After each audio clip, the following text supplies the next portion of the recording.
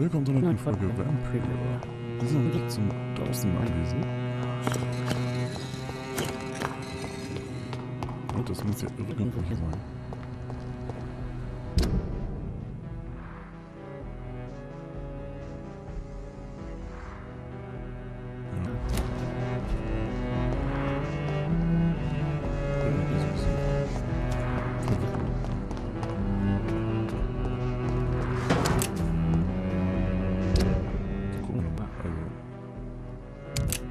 Wo ist denn eigentlich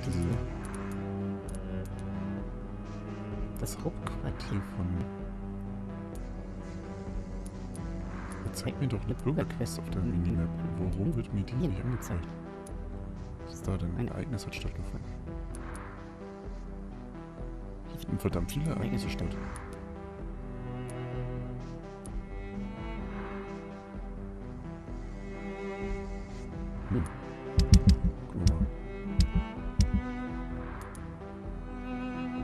Ja.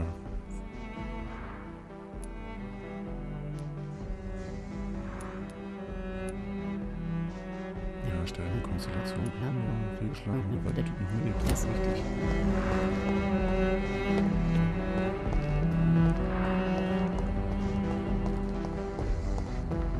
Ich verstehe sofort, da so Kopf angezeigt wird.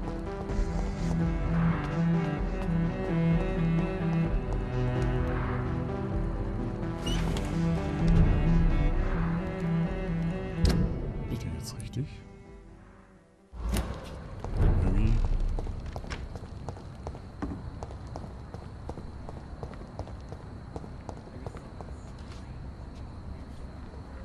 Dr. Reed, I am glad to see you. Wo bist du denn?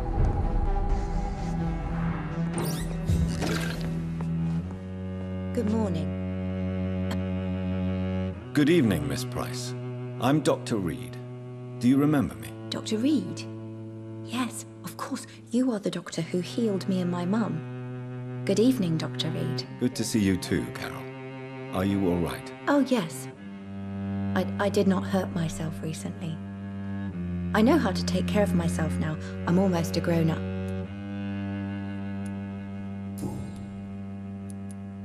Why are you awake at night, Carol? I am helping my mother in her shop. It's not easy, but I'm a grown-up now. I'm sure your mother is grateful for your help. I do the best I can. But I'm so clumsy sometimes. I drop things. I injure myself. It's a good thing my mother has the patience of an angel. Why is work not easy? Is something or someone bothering you? Oh no, most people are gentle with me. But I'm so nervous sometimes. I pay no attention and hurt myself. Good thing my mum learned first aid. What can you tell me of the people living nearby? I don't speak to many people, except our customers. It's not easy to make friends. And with the epidemic, it's even more difficult. Have you no friends at all? No. Mr. Nithercote used to pass by and was always nice to me. Does he not come by anymore? No. Mum said he was weird. Always reciting poetry about a girl he'd met in Whitechapel. I wonder who this camellia may be. What can you tell me about the epidemic? Some of our regular customers have left London. Some others only send their housemaids now. Everybody fears the contagion. I've even seen men with weapons. Natürlich auch Angst, ne? Okay.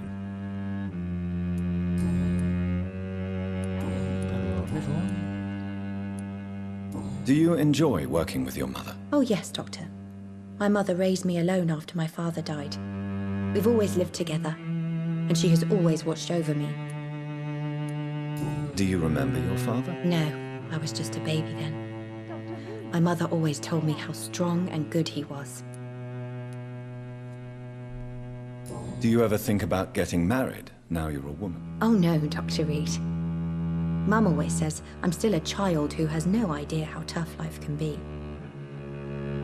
No husband would like a clumsy girl like me. Das klingt doch ganz schön nach Unterdrückung, ne? Have you ever met the famous Aloysius Dawson? Yes. A very strange man. Not very nice. What do you mean? He said he was ready to pay good money for rare books, and then laughed at what we showed him. Dr. Reed. Goodbye, Carol. Good morning. Good evening, sir. Kein Bürger bei den Good evening, Miss Price. How are you tonight? Dr. Reed! I didn't know you had returned from the war. I had a new doctor when you left, but he's not as kind as you. Always glad to see a former patient in good condition. It's been a long time. Too long indeed. And as a token of my appreciation, I'll grant you the best price if you fancy buying anything from my humble shop. Das ist doch mal was Feines. Aber erstmal schnacken wir mit ihm. Does your daughter still worry you, Miss Price? I remember you were often concerned about her health when she was younger. Have you not seen Carol since you returned? She's almost a young woman now. But she'll always remain my sweet little baby. So you're less afraid? Some things never change. Carol is still too clumsy for her own good. Sometimes her innocence puts her in real danger.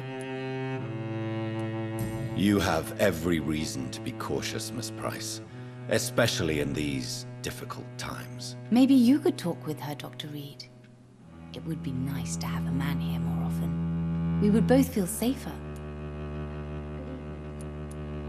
Why would her innocence put her in danger? She does not realize how cruel life can be. Maybe I was a bad mother to protect her too much. My poor dear Carol. Ja, wahrscheinlich war eh das, ne?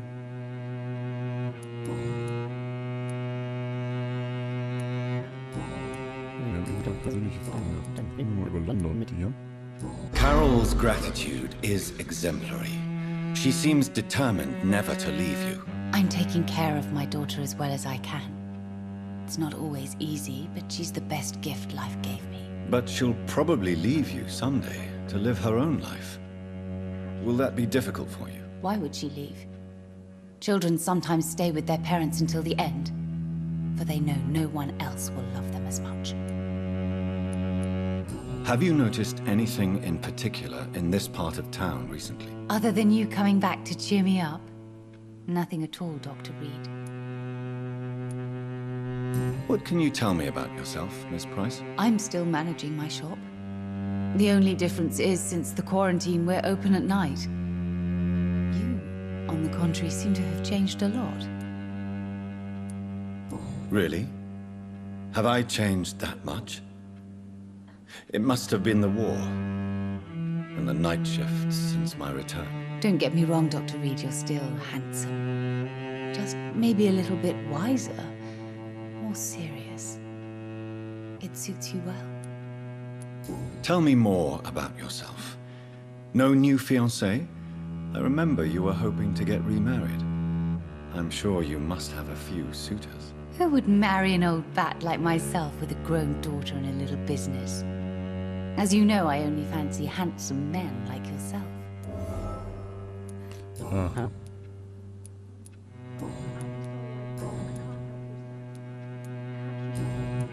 Also, wo ist denn dieser Hinweis? Na gut. Do you know Aloysius Dawson? Everybody knows him. He's only been to my shop once, though, looking for rare books and other intriguing antiques. Did he buy something from you? No, he left quickly. He almost laughed at my goods. Mr. Dawson may be a rich man, but you can't buy good manners. But isn't Aloysius Dawson known for his philanthropy? That was before his brother Robert died in an aeroplane crash. Since then, the remaining twin has turned into a heartless tycoon. May I look at your goods, Miss Price? It's always a pleasure to have you here, Dr. Reed. Take all the time you need. Ich denke, das ist ein Bücherladen. Warum verkauft er denn hier so Kram? Verstehe nicht. Verstehe gar nicht. Dr. Reed, I am glad.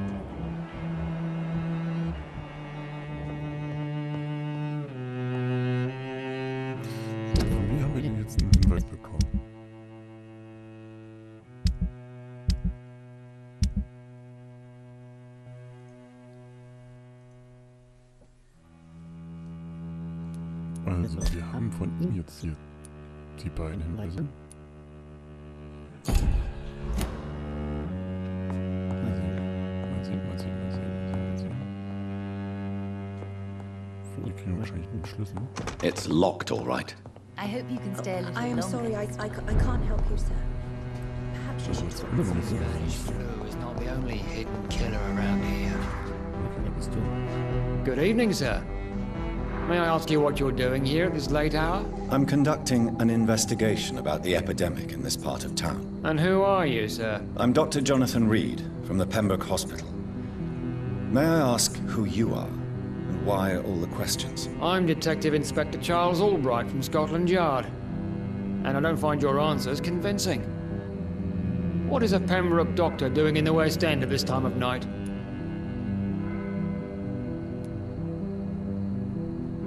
I'm here on my own, sir.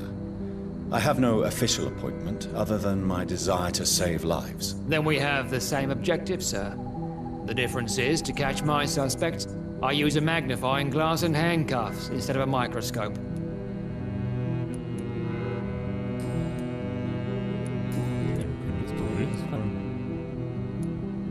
Why are you investigating at night? Criminals rarely act in daylight, you know.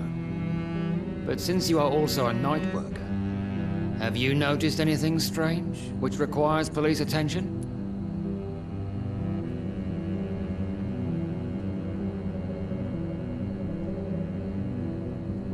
Ist ein Vampyr.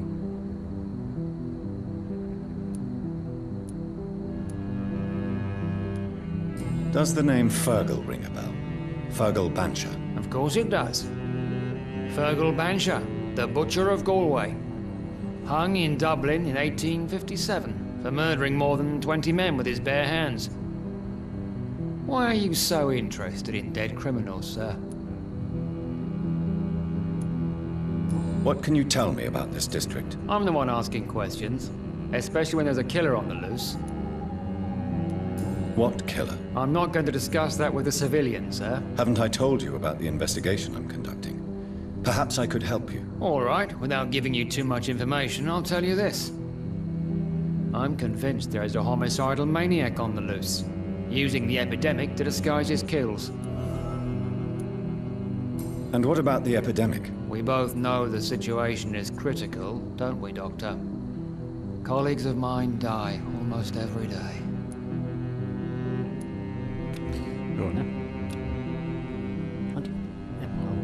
Do you need medical attention, Inspector? I'm afraid I may have caught something. I don't feel too well.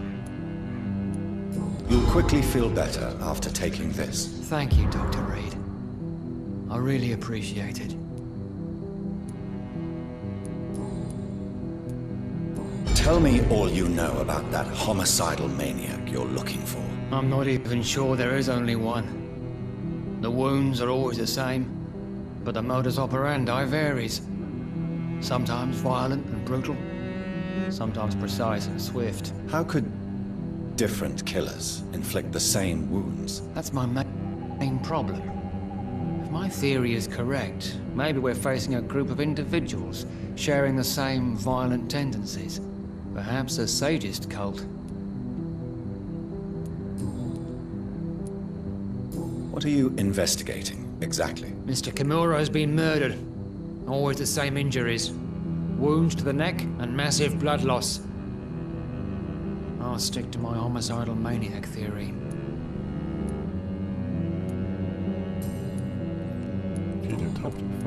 Do you know anything in particular about a man called Aloysius Dawson? Who doesn't know the man?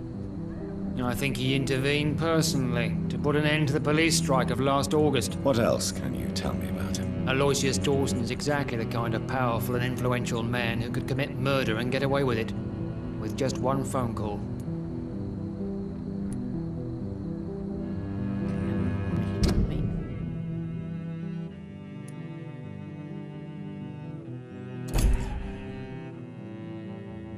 Und das geht gar nicht da. Doch, da ist er.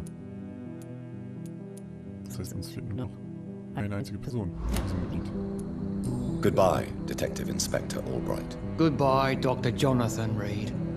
I'm sure we'll talk again soon.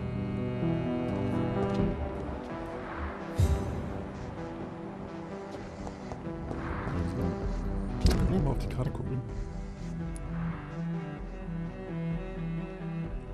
Und wieso muss ich jetzt da schon wieder hin? Gehen wir einfach mal dahin. Lass uns doch weiter.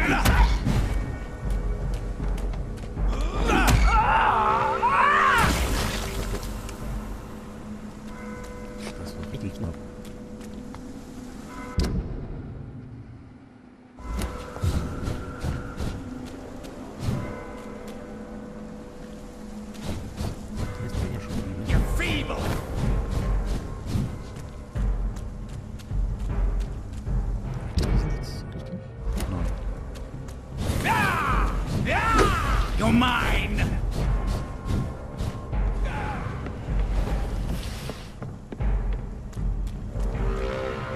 Das ist richtig.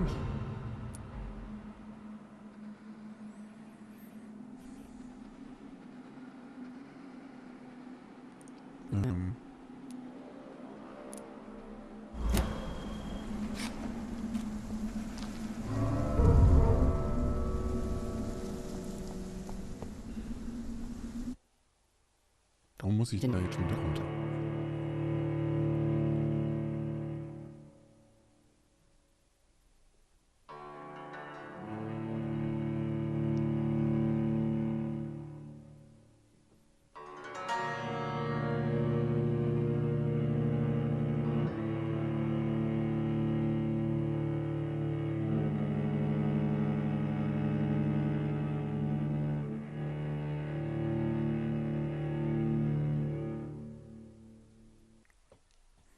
Irgendwie will mich das Spiel die ganze Zeit verwirren.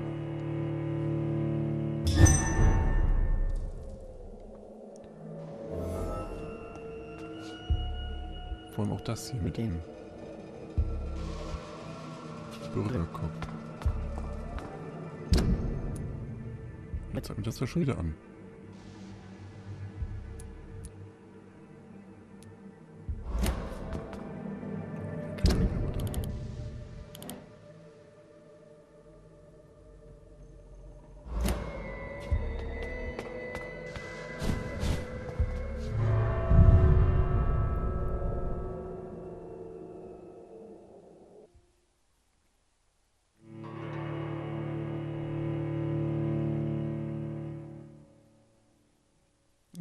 Jetzt müssen wir mal gucken.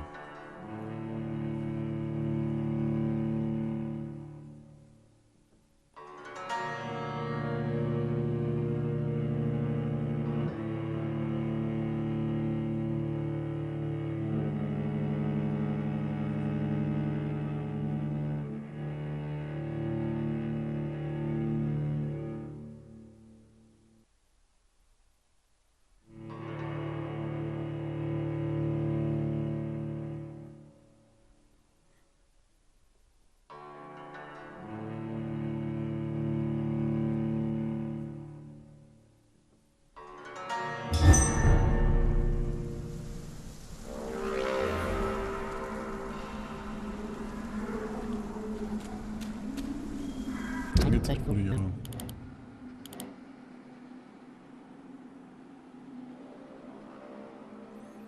irgendwie doch das. Your prey is mine now! Ja, also doch ja. You're bleeding!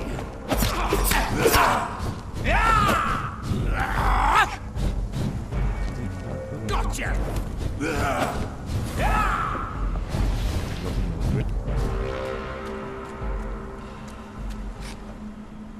Don't you know better?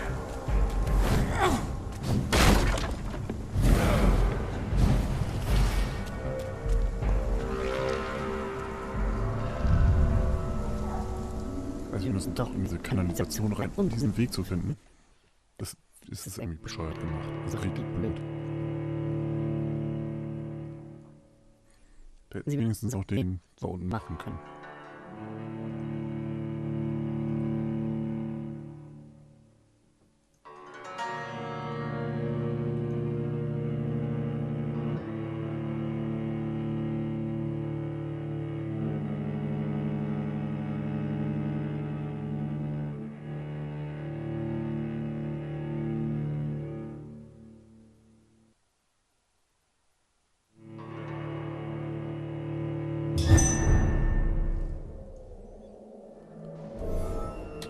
Versuchen wir mal hier die Kanalisation da.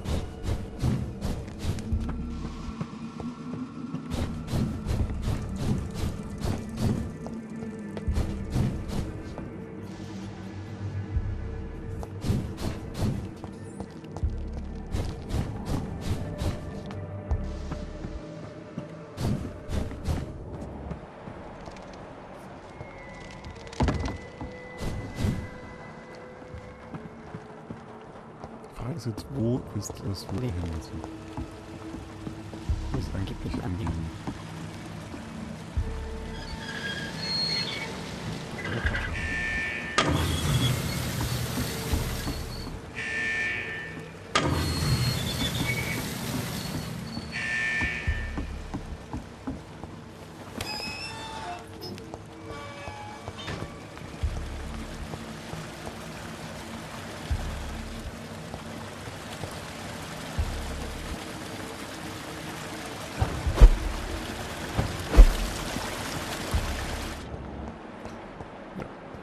Oder auch nicht.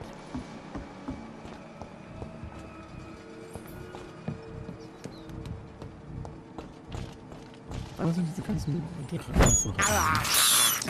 I can't believe I'm doing this. I have this thirst for blood. I can't believe I'm doing this. Hier haben wir noch nicht geguckt. Glaube ich. Oder doch?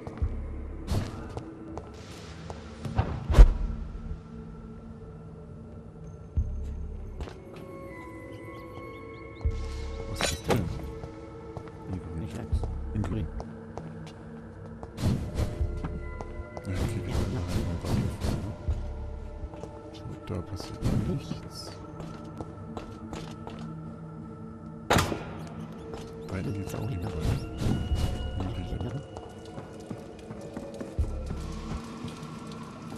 So diese kleinen Turbo-Vampyr.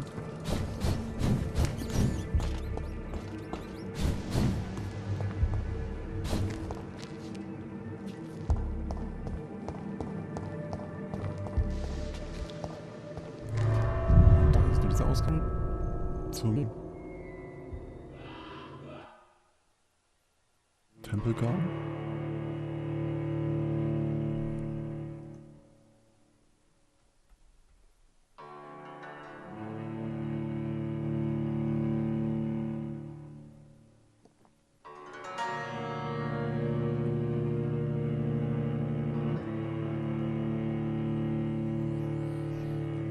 Diese Ladezeiten, die sind zum Kotzen. Zum Erbrechen. So.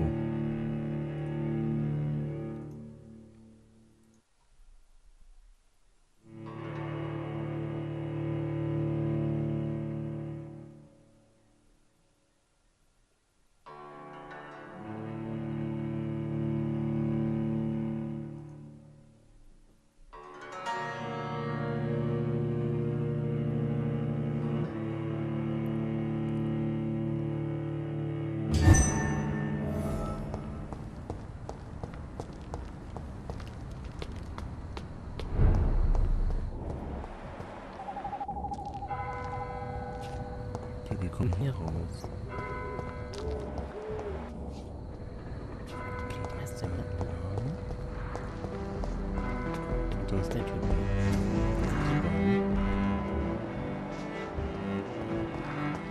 Da ist der. Und da ist ein Ursprung. Das ist das Versteck.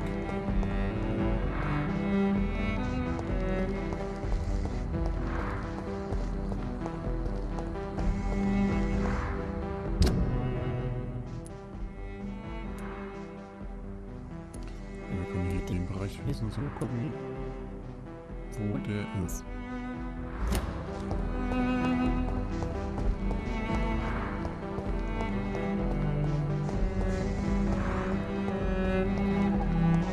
Da müssen wir doch dieses Stück.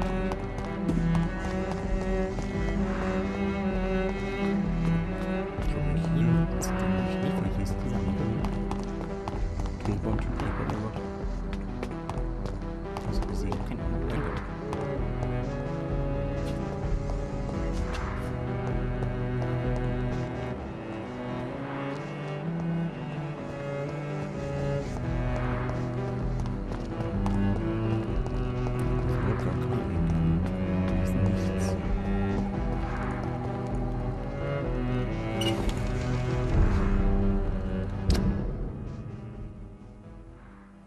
Ja, nur wieder das.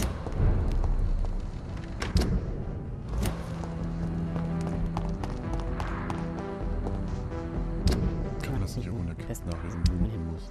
Langsam ist es doch so ein bisschen. Ja. Ja.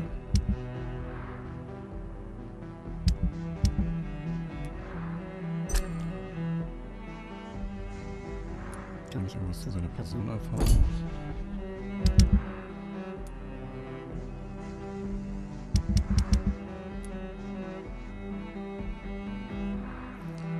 Was könnte noch auf Details so?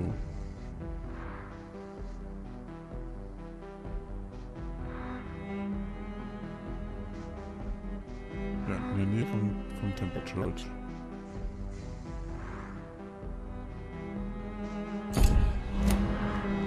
Das ist doch die Temple Church da. So, hier können wir mal hin.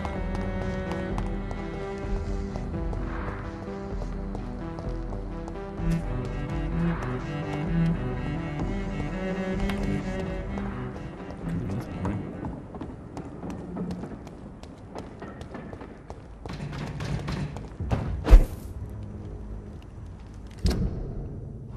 Gucken wir mal, ob es hier vielleicht einen kleinen Eingang gibt. You're mine!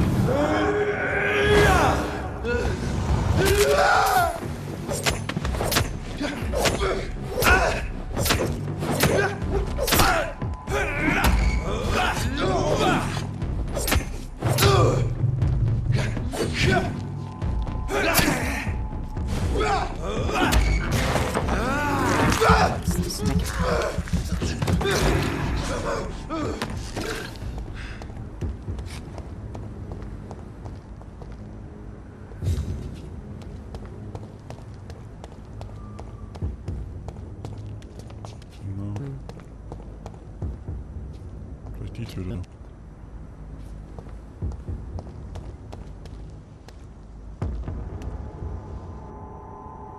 Not a safe place right now, sir.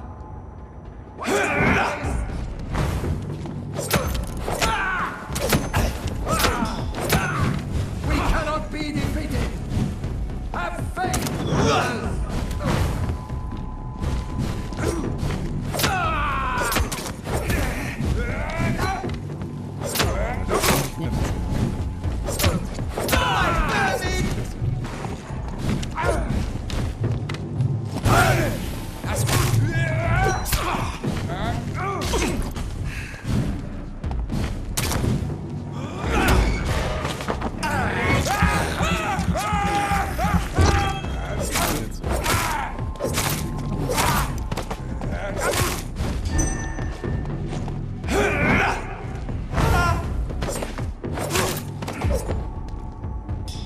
Der hat aber einen ganz schön ordentlichen Sattel.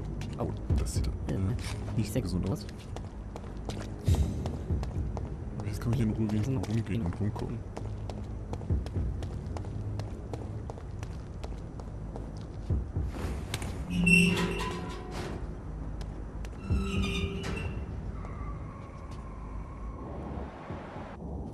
Was ist das Anwesen? Was ist das?